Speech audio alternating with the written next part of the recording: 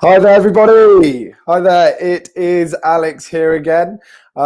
We are doing another property incentive insight for everybody out there today, and I hope everyone is doing well so far. We've actually got some new guests today. So I am going to obviously introduce myself first, and then we will go on to everybody else. Just for all the newbies out there, obviously, thank you very much for everyone who saw last weekend. But yeah, just to give you a bit of an insight, I am Alex Smith. I am the host today. And I've basically been in a state agency for rather quite some time now. And as probably most of you know out there, I've got my own agency out there, and it's Alex and Matteo Estate Agents. So without further ado, obviously, I will now introduce you to everybody else. So Matteo, hi there, and David, hi there. How are you guys doing today? Hi guys, how you doing? You okay, David? Fantastic, buddy, fantastic. So obviously with this one, obviously with all the new people that are out there at the moment, we need to obviously sort of give them a bit of an introduction to understand sort of where everyone's from and what everyone's doing at the moment. So obviously, Matteo, with all the new people that are out there at the moment, if you just give them a bit of an insight on obviously your background, that'd be amazing. Yeah, hi everyone, first of all. I've been working in properties for almost 15 years, more or less. I studied building engineering back in Italy, and then I started to work as a property consultant. Fantastic. Been working as a property consultant in London for several years now. Worked for several independent and corporate estate agency, and then I opened my own business 1 year ago with Alex and Matteo. Exactly. Yes. I think, you know what, honestly, and loved it ever since then. So it's been a brilliant time. So yeah, so also let's go on to David. David, obviously with you, you're a solicitor. So this is going to be very interesting to a lot of people out there because it's going to be information that a lot of people don't know. But look, let's hear a bit about you, David. Where are you from? What do you do? And so on and so forth. That would be amazing. Okay. Yeah, my name is David Arivo. I'm a partner in the London office of national firm JMW Solicitors. Fantastic. I specialize in residential property, which includes conveyancing as people know it. I've been doing this type of work for over 20 years, predominantly in the London area, and always on hand to help new clients all the time. Brilliant. So there you go. So you've literally summed up exactly what we need to know today. Yeah, I think obviously with this one as well, David, it's something that a lot of people are uncertain of, and including me, myself. My God, I've been in this industry for a long time, but still, whenever I talk to a sort of solicitor or anything like that, I'm like, yeah, I know exactly what you're talking about. Yep, of course. In actuality, not most of the things that they're saying, I don't have a clue about anyway.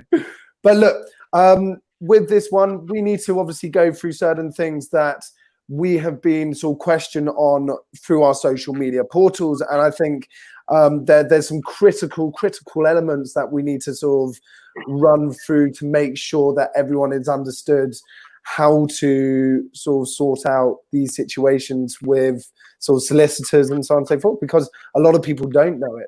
But yeah, so with this one, I think the main question that I want to really impose today, and Matteo, obviously I'll start with you first, sir.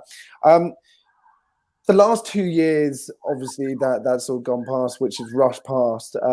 We have had a lot of issues and concerns about obviously the cladding in sort of high-rise buildings, and this is a main sort of key factor, because obviously the horrible incident with Grenfell Tower, and that's prime example. And I think it's had a lot of concern on a lot of people's sort of shoulders, whether or not to sort of invest into a property or not in sort of these high rises. But sort of obviously regarding sort of sales and buying properties in these high-rise buildings, and obviously with the Cladding situation, Do you think it's a good idea, or do you think it's a bad idea? What are your sort of thoughts today, then, Matteo? Well, high-rise building on a certain way are beautiful because you get fantastic views of London. I've been yesterday actually in an ex-council high-rise building in Canada Water. Look, don't get me wrong, they don't look great from the outside, but once you get in, you get the views that, Of course, not even from the Shard you can get the view, because you can see the Shard from those buildings. You can't see the Shard from the Shard, if you know what I mean. So no, I see. Yeah, sorry, pal. I see exactly where you're coming from. So with obviously the high rise, you're not paying as much as a brand new build, right? So you're still getting these views, but you're getting it on lesser of a price. I think the only concern that I think a lot of people obviously have is with cladding. It's a big issue that a lot of people are now obviously trying to fix out and resolve. But yeah, so with this one, obviously, David, what are your sort of thoughts, or what are your intakes when it comes to cladding with these high rises, and what do you think people should be doing right now then? Okay, I think the first thing a potential purchaser should be doing if they're interested in a high-rise building is to find out very early on whether that building has actually had the cladding tested. Okay. And necessary certification issued. As of the beginning of this year, the RICS, the society that regulates chartered surveyors, introduced a form, EWS form, which was designed to try and make lenders' requirements uniform regarding cladding. Before that period, different lenders had different criteria, and therefore it's difficult for managing agents and freeholders to know that the particular test that they were having carried out would be sufficient for the lender. Okay. So since January this year, there has been this uniform test and form which lenders have agreed to accept. So the key thing for purchasers is to see if the cladding has been tested and has got the necessary certificate which will satisfy lenders. If that certificate exists, then their mortgage application will go through in a normal way without any issue.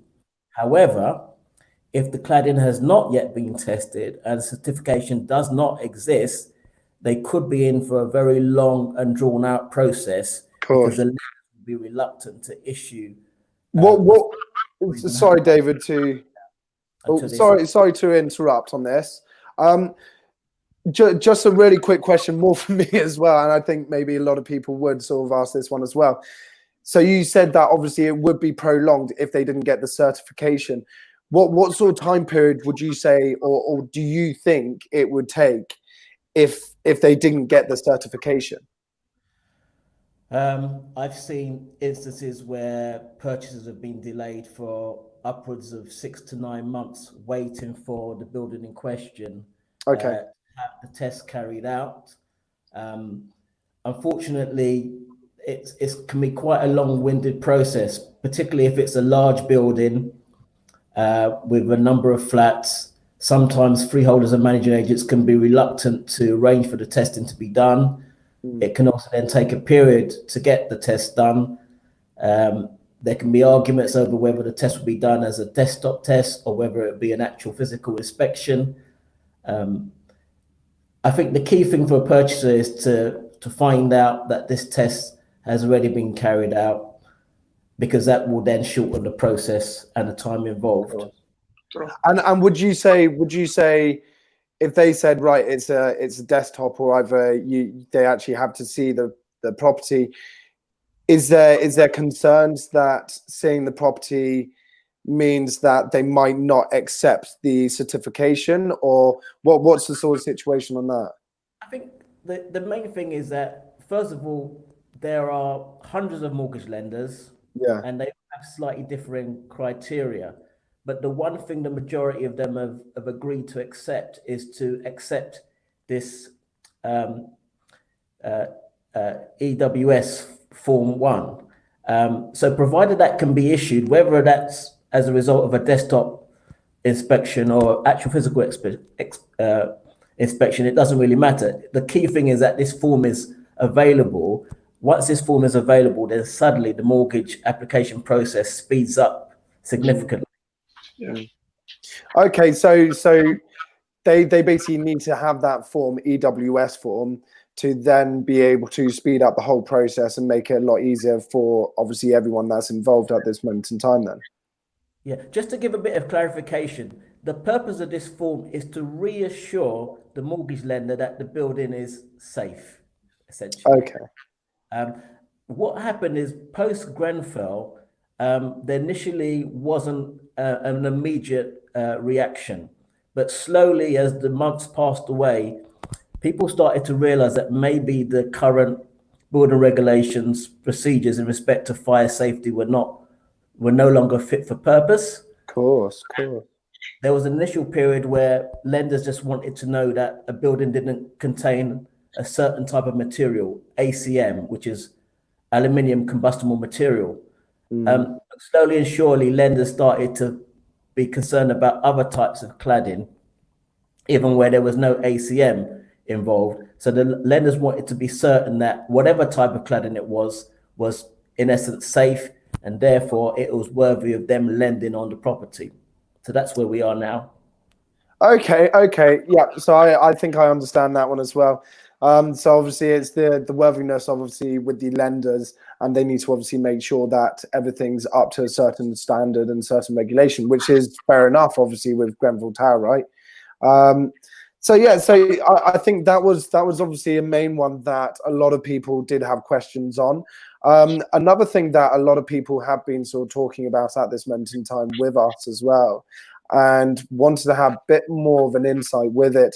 And Matteo, we will start with you on this one, is short leases and lease extensions.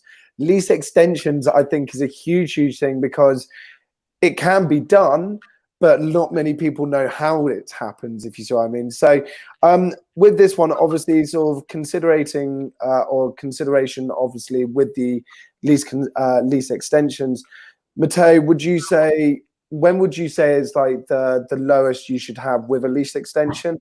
But also on top of this as well, how does it work? How do they sort this out? How do they get involved with these extensions anyway? Yeah, it's a good question that many buyers, especially first-time buyer, ask.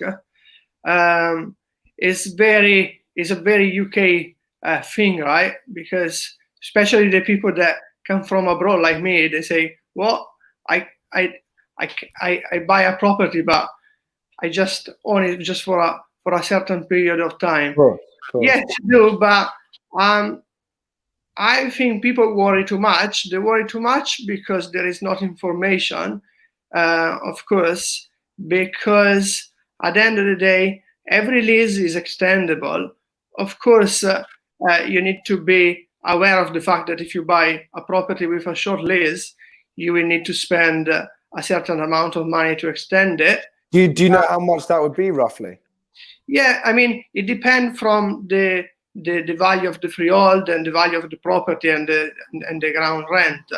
But if you are looking to purchase a property with 100 years left on the lease, that doesn't mean that in 100 years the property is not yours. You can extend it. Like, just to give you a rough estimate, if you want to buy a property that valued at 350k and you have a 90 years left on the lease, with an additional 5,000-6,000 pounds, you can extend it. And I think the worry of a lot of people is the fact that they are worried that the freeholder won't allow them to extend the lease.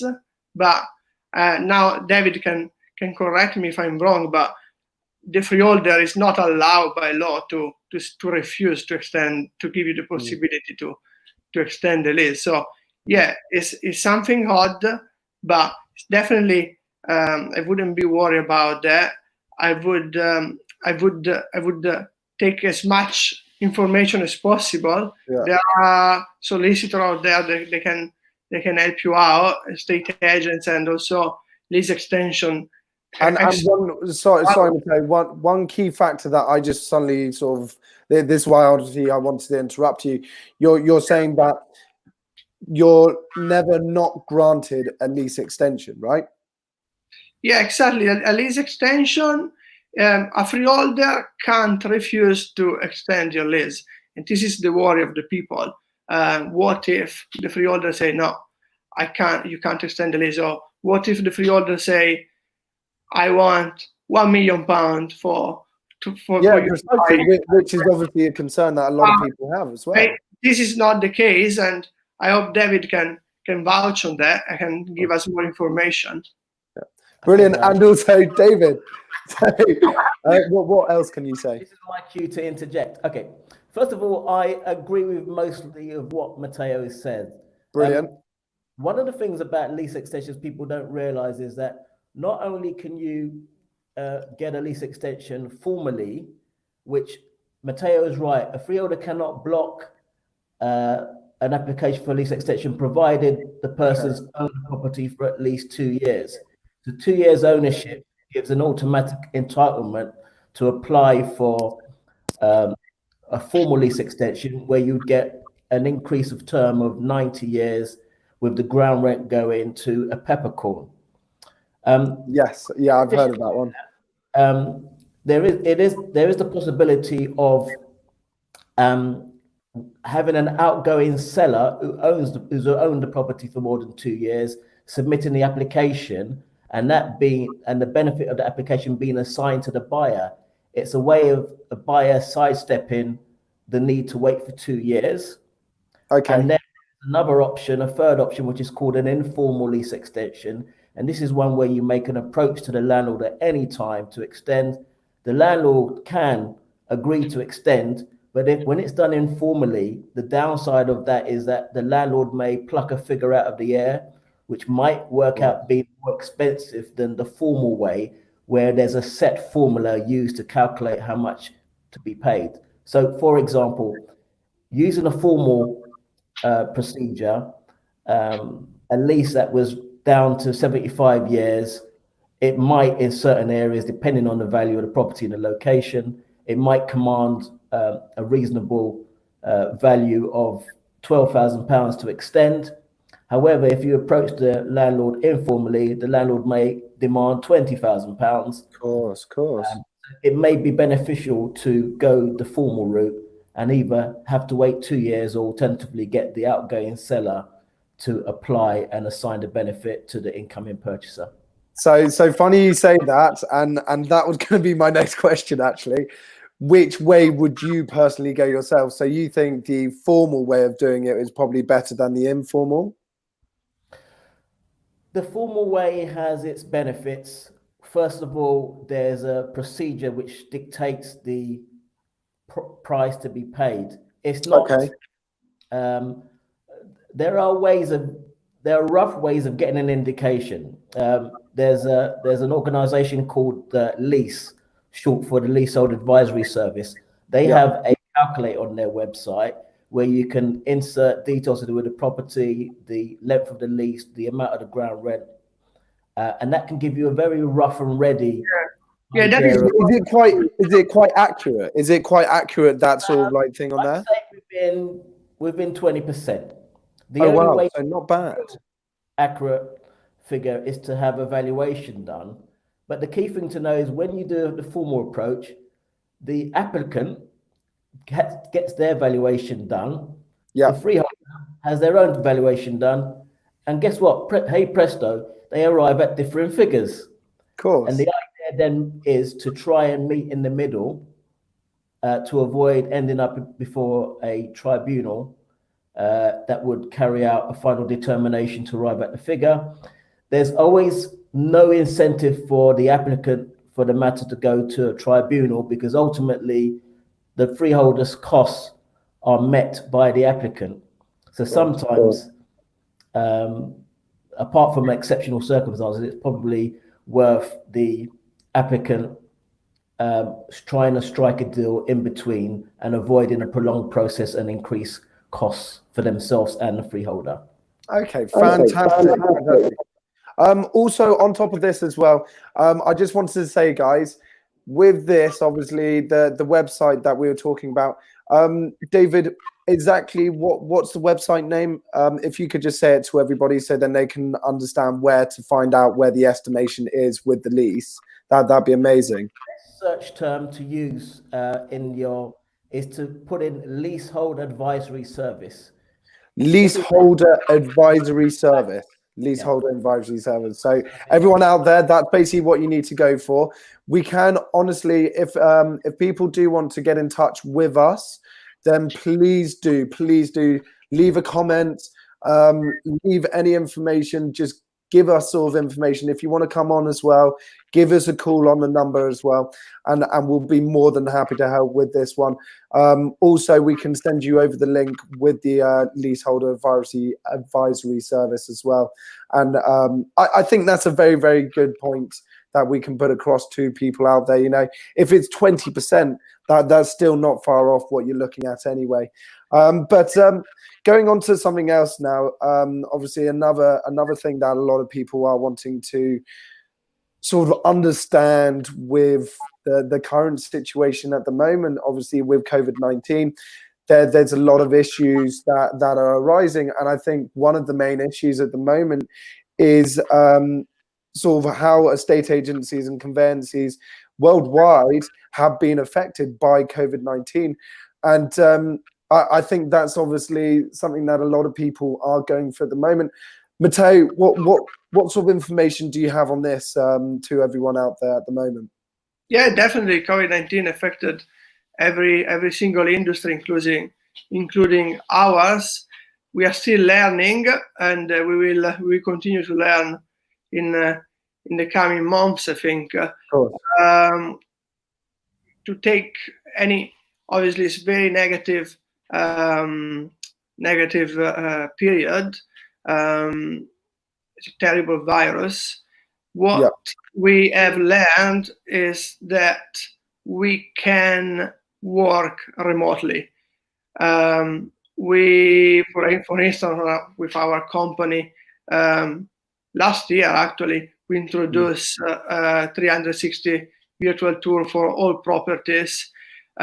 We've been lucky with that because we introduced it well before the COVID-19 crisis. Therefore, the people from home are able to visit properties remotely prior to expose themselves to a risk, prior to see the property in person, and to protect our tenants, really, because as a property manager as well, we manage a lot of properties, and we need to protect our current tenants.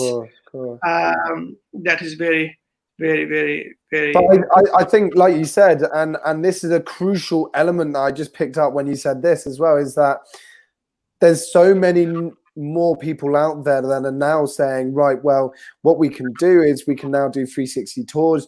We can now basically work from home. And I think that's happening to a lot of people. Like, for instance, the other day when I had a chat to a old friend of ours and also a landlord of ours, I said to him, I was like, look, so on and so forth. What's your sort of situation at the moment? Are you sort of looking to go back into work, or do you know when you're going to go back into work, and what's the case? And he actually said to me, he was like, Alex, I'm not going back to work. I'm in an office until next year, full stop. And this is what they've said. And I think that's such a sort of a crazy thing to think about, because this has never happened before. And I think when it comes to sort of drawing it back to obviously sort of estate agency and conveyancing, I think that's a key element that a lot of people are looking into at this moment in time, with obviously sales and buying properties. You know, they need to obviously have this, and they need to have this interaction. And a lot of people out there aren't wanting these online agents because they are not getting the interaction that they're wanting for, you know, and it's now feeling like it is now interaction online instead of face to face, which is something that a lot of people have to do. But David, with obviously this one as well, sir, what are your sort of thoughts at the moment, obviously with conveyancing and estate agency world at the moment, with obviously COVID-19? I think that, as Matteo identified, one of the things that we have learned during this pandemic is that we can work remotely. It's not quite the same. Some of that personal touch and human interaction is reduced, but we can work remotely. In terms of the conveyancing sector, we have done magnificent during this period. We had a very, very difficult April. Okay. But bounced back in May, and things have just kept going in June. We've refined our techniques to make sure we can provide all of our clients with the best service. We found ways of making use of the technology that's available, doing video calls to verify ID, using Adobe Sign and scan documentation to get documents signed and emailed back so that we don't have to worry about sending things by post.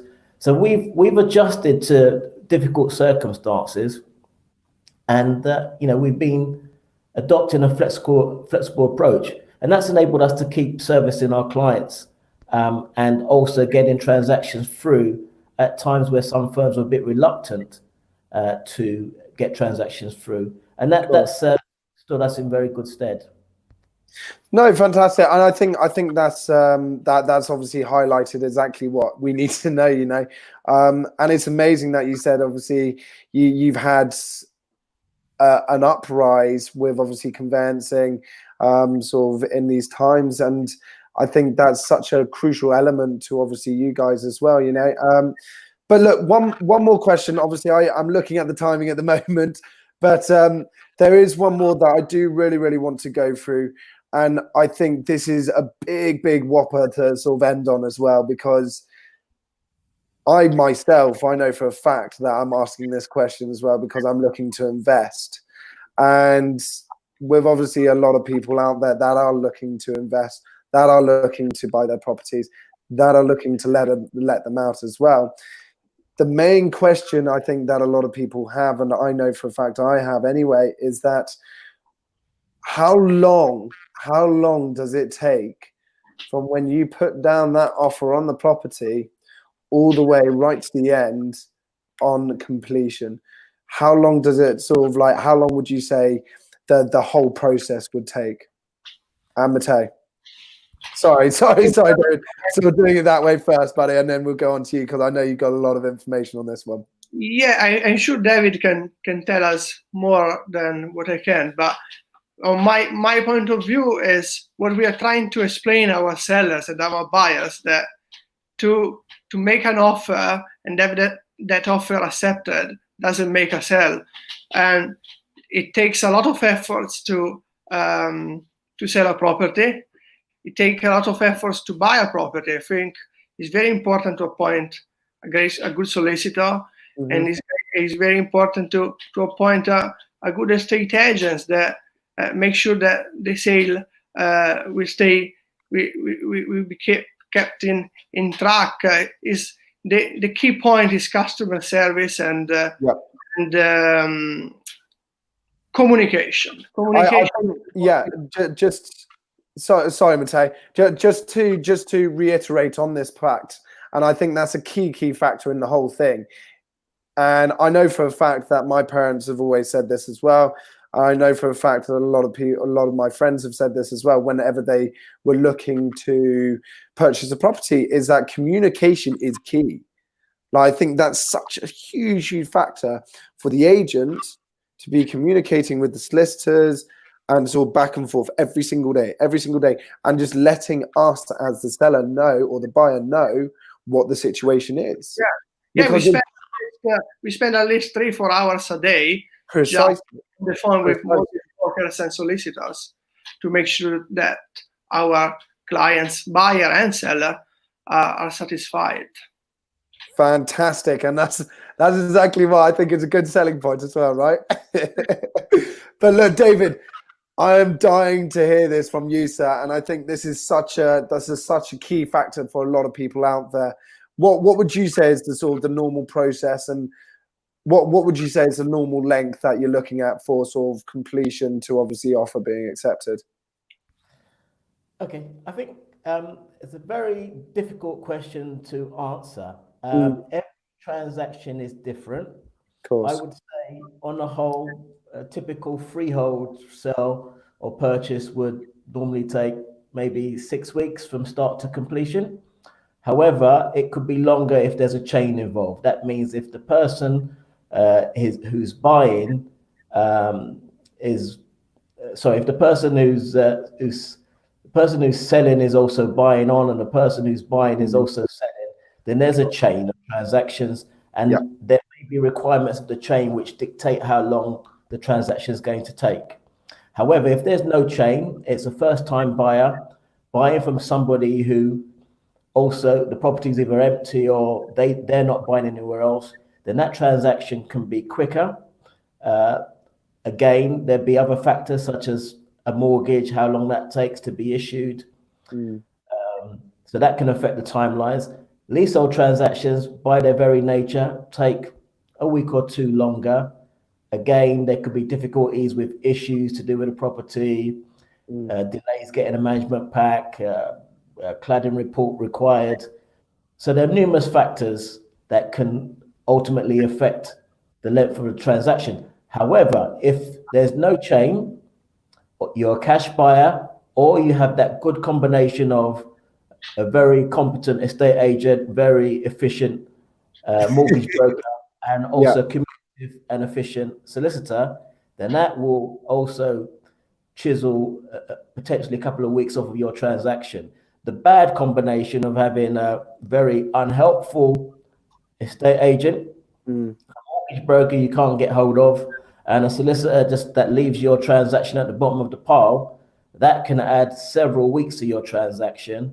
And one of the golden rules when you're choosing a solicitor, do not base your decision on price alone. You want to base a decision on a good reputation, recommendations, and also getting a good feel from that person, that solicitor, that lady, that chap, when you've spoken to them. You want to know that, one, they've got capacity to take on your transaction. Two, they're going to give you that commitment to try and get your transaction through as quickly as possible within reason, provided that there are no obstacles and there are no, nothing's overlooked that shouldn't be overlooked. Okay, and the bit of a sort of putting you on the spot here, how do you understand if it's the right solicitor or not? Would you just say like through recommendations, or like how would you say, right, I know that's a good solicitor just over there? I think recommendations is a very good starting point. I think that if you can get a good recommendation from your estate agent, from your mortgage broker, and or from friends, family, or work colleagues, somebody that's acted for them, somebody that also was competitively priced and did a good job, I think that's a very good starting point. It may be a good idea for potential purchasers to get at least 2 quotes, maybe 3 quotes. Okay. Don't just get one, because you don't know whether that's good value or not. But also sometimes you just get a sense that somebody sounds like they're going to be the right person. But I think a recommendation is a very good starting point.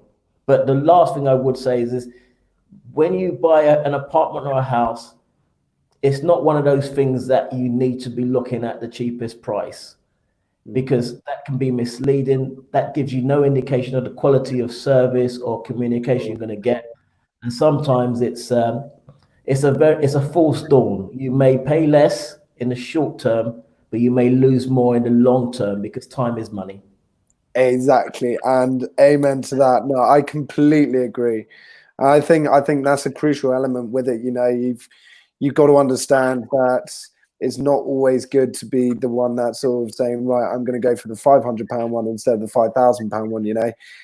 In actuality, you've got to understand, like you said, which recommendation or what you think personally is a good one to go for.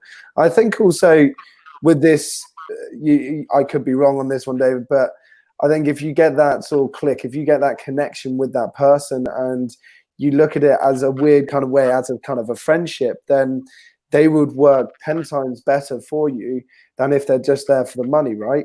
So you're always looking at the bigger picture. I think that's always the case, isn't it?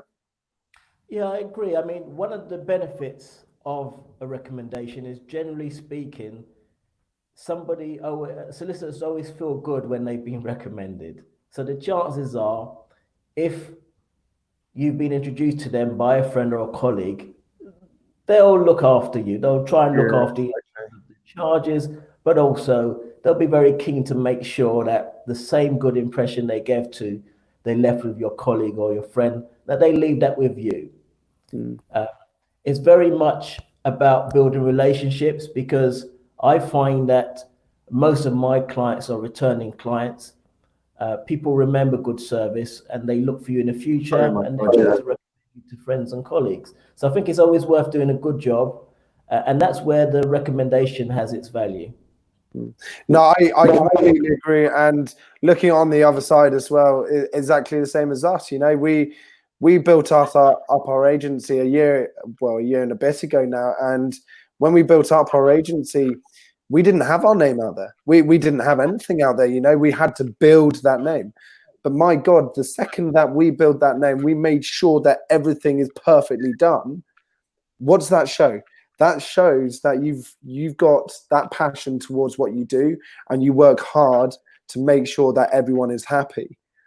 And just showing that, people are then going to recommend you to other people, and it's a chain reaction, right? And I think that's such a big building point, a big stepping stone to obviously sorting everything out.